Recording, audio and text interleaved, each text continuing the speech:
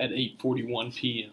on the evening of July 24th, 2013, an Alvia hybrid high-speed train en route from Madrid to Ferrol, Spain was traveling at 195 kilometers per hour and failed to decelerate to negotiate a sharp left curve. The entire train, all 13 carriages, including the locomotives fore and aft, toppled from the rails. Multiple cars fell over onto their right sides, skidding with the forward momentum as their roofs scraped against the imposing concrete wall erected along the curved tracks. Several passenger coaches went airborne. The accident resulted in a medical trauma of uncommon severity, especially for a train derailment. Among 224 occupants, all were either killed or injured. No one escaped alive and unharmed. This was Spain's deadliest rail crash. A formal investigation into the crash determined that all train signals and controls were working properly at the time of the crash, and the cause of the crash was officially ruled to be the fault of the train driver, Francisco Garzón Amo.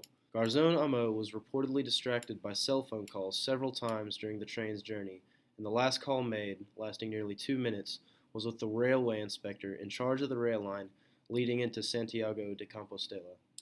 This call was enough time for the train to travel 5.5 kilometers and ended just before the fatal curve. The main human factors issue behind this fatal crash was clearly cognitive. The driver was distracted by a phone call, so much so that 3 high-speed warnings were ignored. This was a case of inattention blindness, in which the driver may have looked at the posted speeds or warnings, but was unable to process the information or correctly react to his surroundings because he was focused in that moment on the phone conversation. According to the National Safety Council, it's estimated that drivers can miss up to 50% of posted information in their driving environment if they're talking on a phone while driving. Since the study refers to driving automobiles, one can assume that the percentage of missed information would only increase if a driver was distracted while traveling over 150 kilometers per hour in a train. What is attention? The allocation of cognitive processing resources to selectively concentrate on relevant information input while ignoring other information inputs.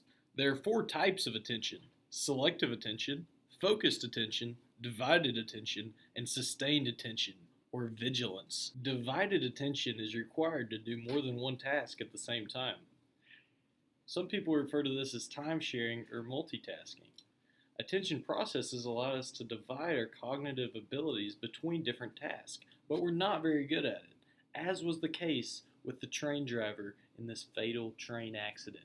Several different things could have been done to prevent the crash, some more direct than others. An upfront management solution at the direct cause of the crash would be to increase driver training methods, regulate cell phone usage, and monitor drivers more closely. Garzón Amo had a history of driving excessively fast and boasting about it on his personal Facebook page. Had his page been followed or seen by the company beforehand, he could have been reprimanded and may have stopped his dangerous driving. Another fix would be an improved communication method between railway inspectors and the train conductors so that the need for a cell phone would be eliminated entirely. The tracks near the crash were not fitted with up-to-date electronic speed reduction technology, leaving the train's safety in the hands of the driver and human error. Had the tracks had this technology, which was available for railways before the crash occurred, many lives likely would have been saved. Finally, as more of a damage mitigation technique, the design of the surrounding wall on the curve could have been enhanced so as to limit damage to the derailed train cars. Pictured on the right side of the screen is one of the train cars from the crash.